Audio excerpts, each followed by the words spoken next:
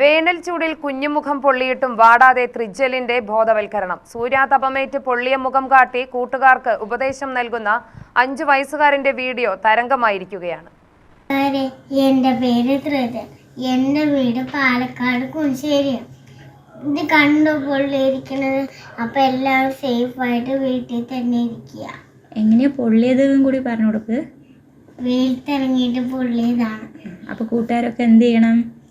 വെയിലത്തിറങ്ങി നടക്കരുത്. എന്താക്കണം? സേഫായിട്ട് വീട്ടിൽ തന്നെ ഇരിക്കുക.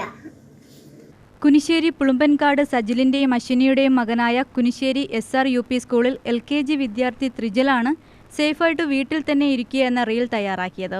കൂട്ടുകാർക്കൊപ്പം കളി കഴിഞ്ഞ് വ്യാഴാഴ്ച വൈകിട്ട് വീട്ടിലെത്തിയ ത്രിജലിനെ കുളിപ്പിക്കുന്നതിനിടെയാണ് കണ്ണിന് താഴെയും മൂക്കിലും സൂര്യതാപമേറ്റ പാടുകൾ വീട്ടുകാർ കണ്ടത്.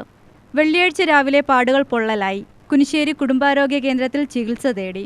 ഹലോ കൂട്ടുകാരെ, എൻ്റെ പേര് ത്രിജൽ. ഇത് കണ്ടോ പൊള്ളിയിരിക്കണ. അപ്പം എല്ലാവരും സേഫായി വീട്ടിൽ തന്നെ ഇരിക്കുക. ഇത് പറയുള്ളൂ കേട്ടാ. വെയിലത്തിറങ്ങിയിട്ട് പൊള്ളിയതാണ്. കളിക്കാൻ.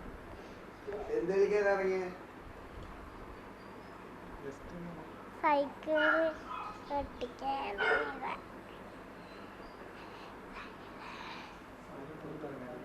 ആരും പുറത്തിറങ്ങരുത്. രാത്രിയാണ് അമ്മയും ത്രിജലും ചേർന്ന് വീഡിയോ എടുത്തത്.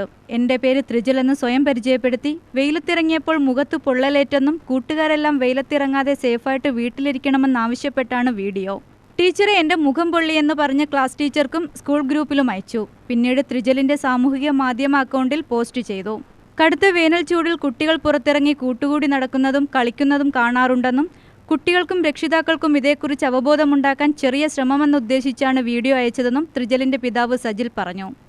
ഞങ്ങൾ വർക്ക് കഴിഞ്ഞ് വന്നതിന് ശേഷം, ഞാൻ ബിൽഡറാണ്, വൈഫ് ബ്യൂട്ടീഷ്യനാണ്. അപ്പോൾ ഞങ്ങൾ വർക്ക് കഴിഞ്ഞ് വന്നതിന് ശേഷം വൈഫ് പുള്ളിയെ കുളിപ്പിക്കുന്ന സമയത്താണ് നമ്മൾ ആ കണ്ണിൻ്റെ ഇടയിൽ ഒരു പാട് കാണുന്നത്. അപ്പോൾ ആ പാട് ജസ്റ്റ് ഏട്ടൻ്റെ മക്കളുമായിട്ട് കളിക്കുന്നതിൻ്റെ അടിയിൽ പറ്റിയതാണെന്ന് വിചാരിച്ചു ആദ്യം.